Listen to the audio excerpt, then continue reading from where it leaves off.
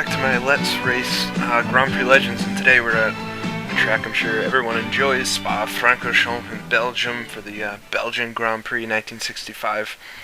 Coming from the twisty streets of Monaco, this is such a drastic change, but it's a ton of fun. Of course, drivers during this time were just all about this track. Some hated it, some loved it, but it produced some great racing. It's because of the super fast layout it had in this time that it's become very popular in Grand Prix lore, you could say. In 1965, the real race was run in the wet, and I guess it was very, very wet, and Jim Clark won from Jackie Stewart and Bruce McLaren. Jim Clark, coming back from his victory at Indy, back into the F1 World Championship, had to do well, and he ended up winning. Overall, I really like the circuit. Of course, it's really fast, and you got to be pretty precise through the quick corners. But there's nothing. Once you learn the basic corners of the track, there's really nothing that'll throw you off. A few of the corners are relatively similar, so you can get kind of lost at first, but it's not too bad of a track. The real track is 14 kilometers, which is about 8 3/4 miles. So it's a pretty long track. Why don't we take a quick look at the Drivers' Championship from last race? You see at Monaco, Graham Hill was victorious, but he's sitting second place right now behind John Surtees and Dan Gurney in third, Jackie Stewart, and then it's me in fifth, Richie Axelson.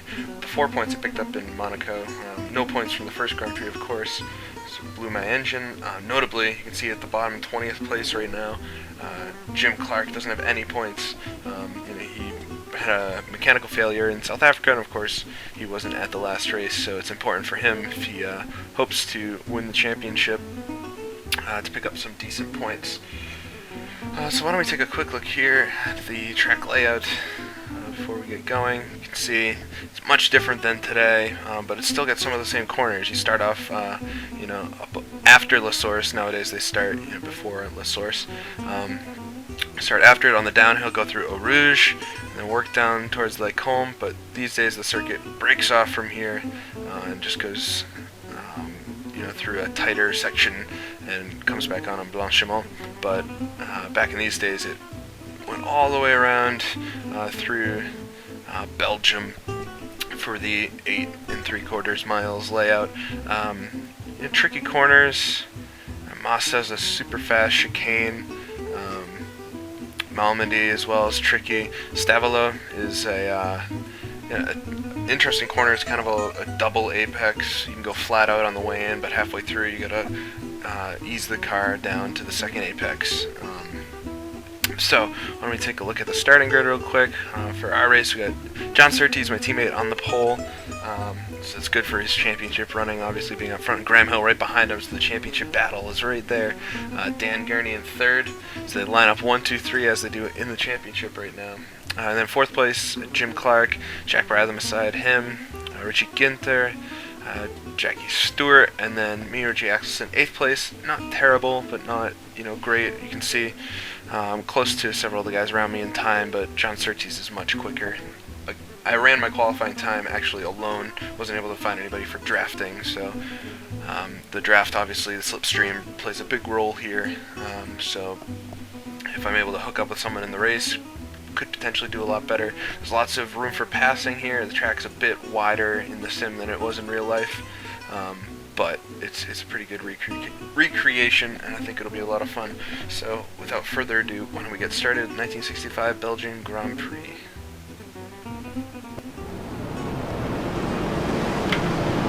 Alright, sitting on the grid here, downhill, have to hold the brake to make sure I don't roll.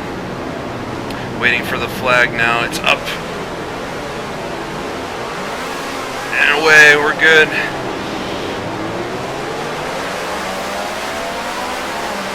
Cannot see who's to my left. See Jim Clark right in front, breaking into Eau Rouge. First time around is always a little tense.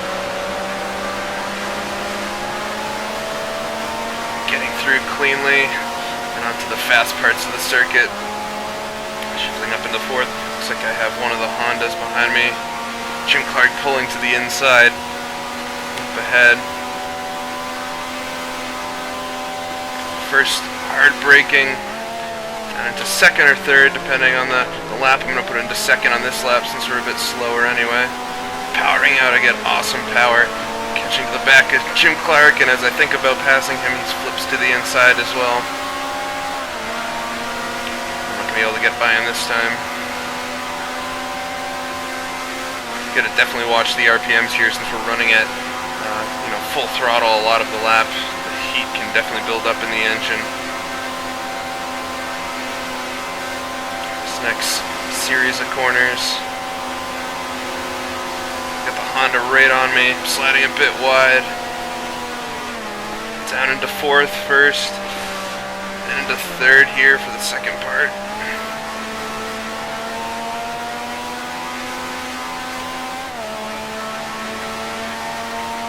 Fourth. You can see one of the BRMs behind me now seems to have gotten by Honda. I guess I should have mentioned that we're running a 5-lap race here today. It seems like they're getting the slipstream on me. I kind of lost my run with Jim Clark here, and I threw this quick left-to-right flat out in the 1965 cars. Later on, I'm not going to be able to do that anymore. See, it's a very picturesque racetrack, so different from Monaco, so much quicker. Going to Stavolo now, letting off the gas a little bit on entry, shifting down into fourth, get the line right for the exit. Get ready for Blanchimont. Still got Kari behind me. It looks like Jackie Stewart again, so just like Monaco, got Jackie Stewart right on my tail. See some of the cars ahead jockeying for position. No way I'm going to let Stewart by if I can help it. It looks like he got a little sideways.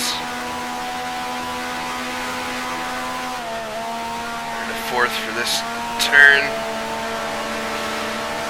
And Stewart leaves the outside open. Oh, it almost slides into me.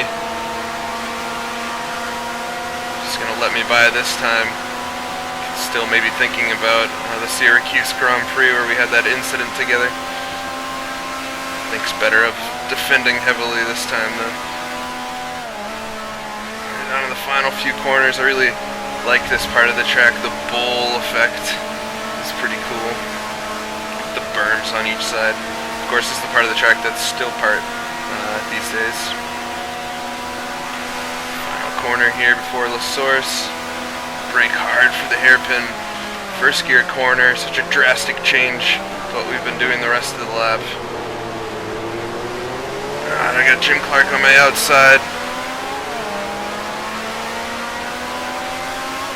Coming through the complete first lap, looks like he gets back around me.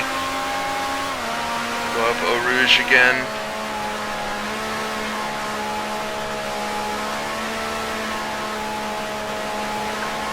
Famous roller coaster type corner. It's of course still part of the modern Grand Prix circuit.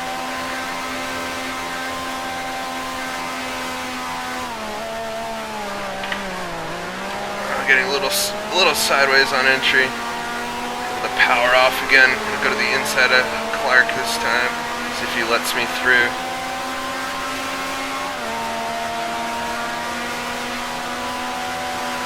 Fighting hard.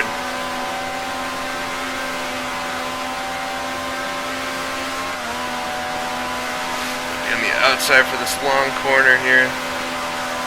That looks like I got by him.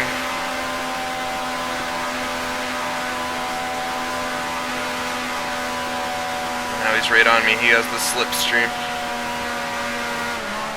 You know, it's a bit like super speedway racing. That's so popular in America, NASCAR and things.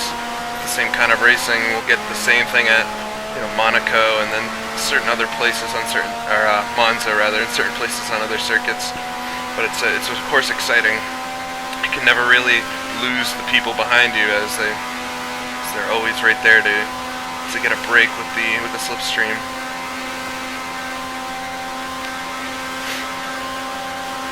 It's 175 miles an hour going into the chicane here. It's the car ahead running wide. Not sure who it is. Slow exiting though. Let me go by one of the Brathams. Looks like Dan Gurney perhaps. So get down here to Stavila. Slide back out to the outside to get a good line.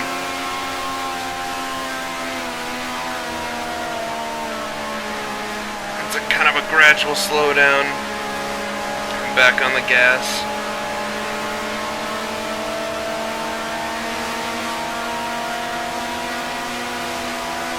Gurney trying to make a move on me. Fellow American on the grid.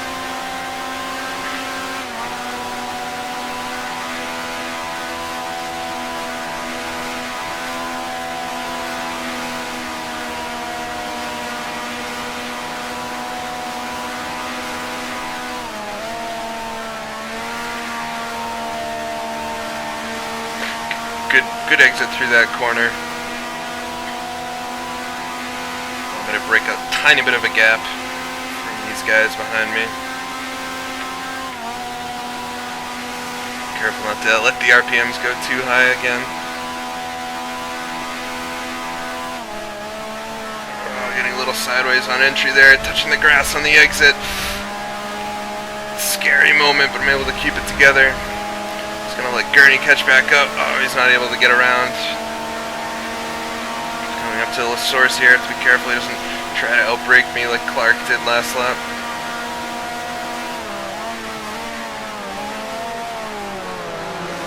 Into the source. Coming out, check the pit board this time around. Lap 3, P6. Of course, that's last lap. So I passed both Clark and Gurney on this lap. P4, I can see the 3 in front of me.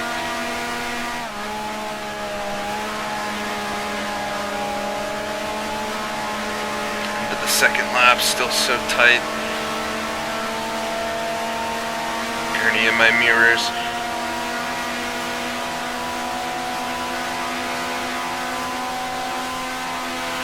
Looks like him and Clark are fighting it out now.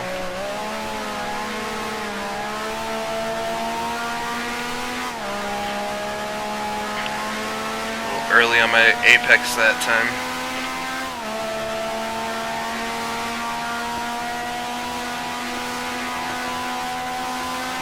Exciting first couple of laps, just the action's so close and you gotta keep your foot in it. I can only imagine with the consequences being so high in real life how nerve-wracking it would have been going around each other at over 150 miles an hour. Later closer to 200 and 66, 67. I can understand why they maybe shorten the circuit. Although it is magnificent in all its glory.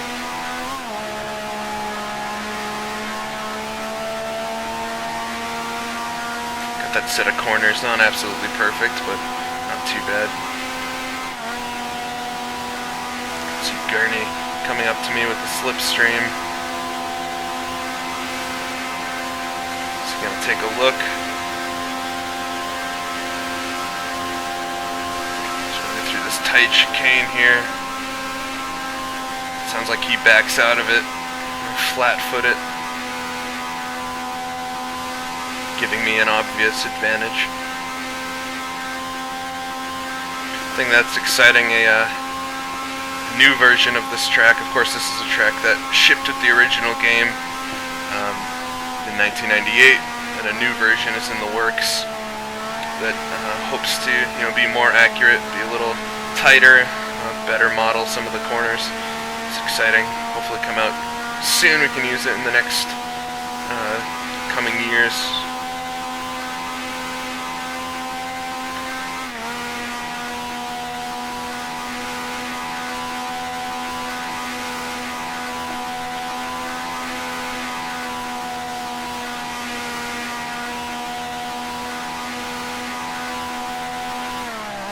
Of course, this isn't the only long circuit we'll be visiting in this season. It's just one of many. Probably one of the easier ones. Of course, we go to Charade in France, Clermont-Ferrand, and then head to the Nürburgring, Nordschleife, of course. The infamous Mother Green Hell. which always is an interesting race.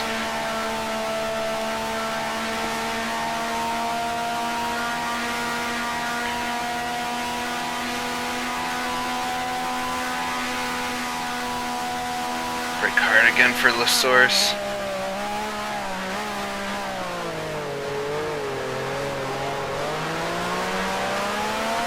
Jim Clark right on me again.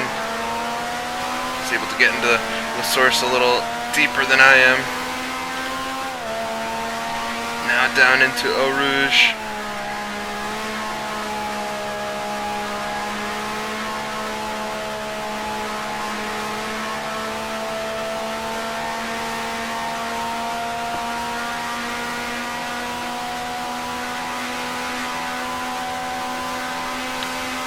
I don't know where he made the move on Gurney, but it obviously was before the end of the lap.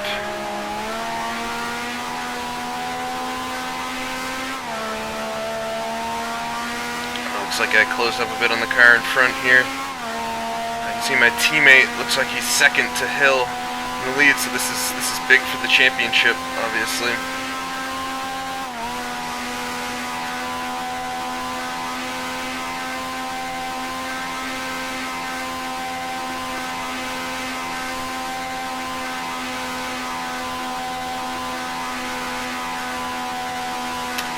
I'm gonna guess that'd be Jack Bratham in front of me.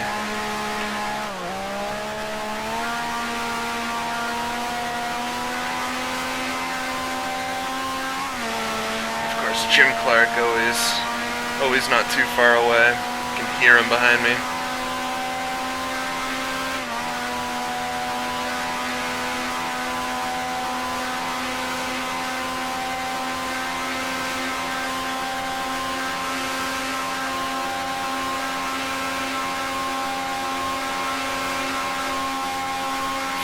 Through the chicane again. Almost have to anticipate the corners and turn in a little early because the car likes to slide quite a bit. I'm definitely in the slipstream now.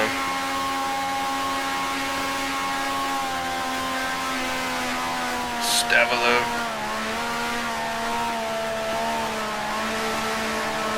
Sliding a little wide, but able to get on the gas a little sooner than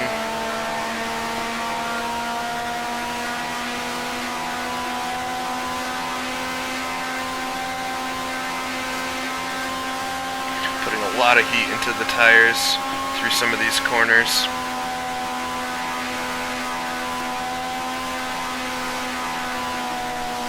I'm getting almost wide there.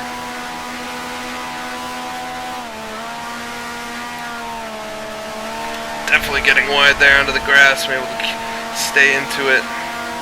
Not as bad as on the first lap. Definitely in the slipstream now. It's definitely Jack Bratham, New Zealander, or Aussie, I'm actually not sure. Dive into the inside. Actually smoking the tires, but I'm able to get by him. I was not trying to make a move, but he broke sooner than I thought he was going to.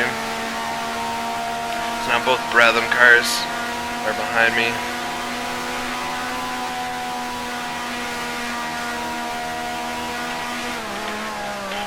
Hard again for La Source. See my teammate now in front of me. How great would that be to pass him? Take a look at my pit board. Just one lap to go. I was sitting P4 last lap, P3 now. Looks like I might get another podium here if I can keep it all together.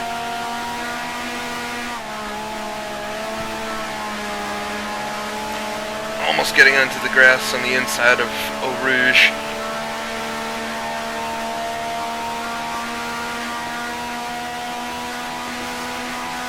Of course, in real life, you'd have the penalty of possibly picking up a puncture if you get into the grass a little. And it's things you don't really have to worry about in the sim, but that would just make the real life event so much more difficult.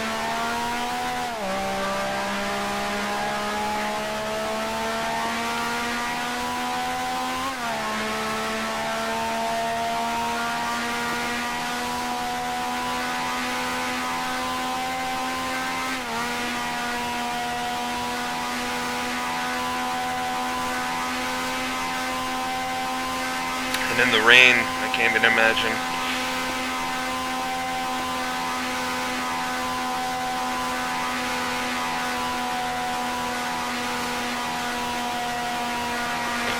Fourth here. Third, missing the entrance to the corner slightly. You can see once again Jimmy Clark on me. Able to get by Jack Bratham as well. Looks like he will definitely score points here today, which is good for him. Consistency is what pays off. Those two no points races are really going to hurt him come later on in the season. So again, going flat out through the super fast chicane.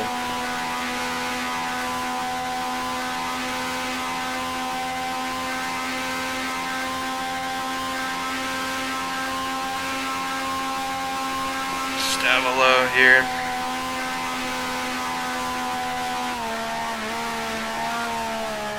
Down to fourth. To reconsider my gearing option. Seems a little slow coming out of there. Something I want to think about when I'm setting up the car for next year's Grand Prix. Of course, we only come here once in the season, just the Belgian Grand Prix. Not a track that was run too often in these days, especially as mostly public roads. Not able to have those open, all throughout the year. Down to fourth gear. Not getting wide this time.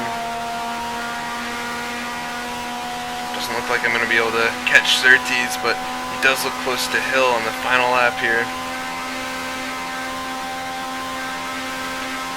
Of course, he's my teammate. I want to be rooting for him if I don't have the opportunity. Oh, and he looks to the inside.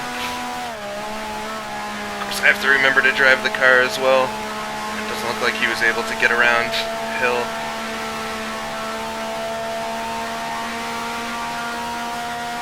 He's going to have this one more shot into La Source, though.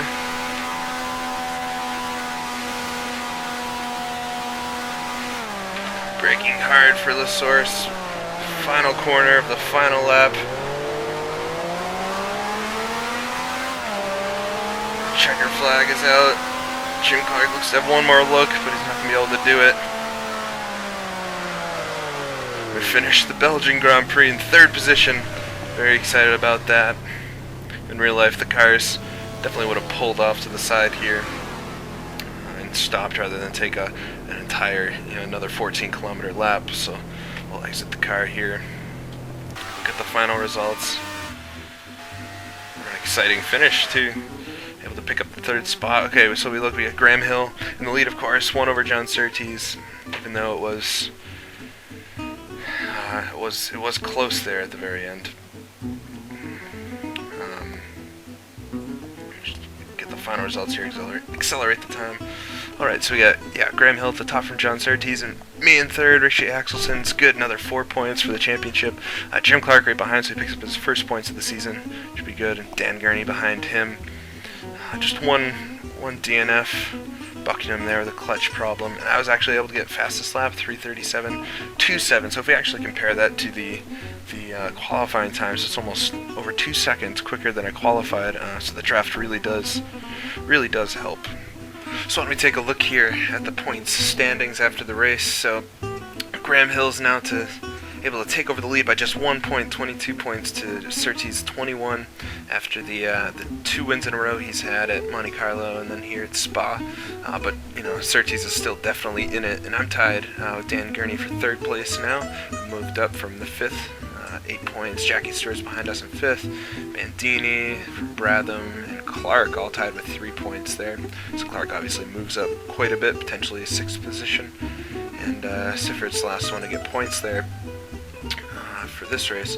So next we'll be going to France for the French Grand Prix at Charade circuit, Clermont-Ferrand. It's another awesome long track. It's a bit more bit more twisty though this time, very scenic. I'm sure everyone will enjoy it. So that's it for this video. If you liked it, comment, subscribe, tell me what I could do to improve them, and I will see you guys next time.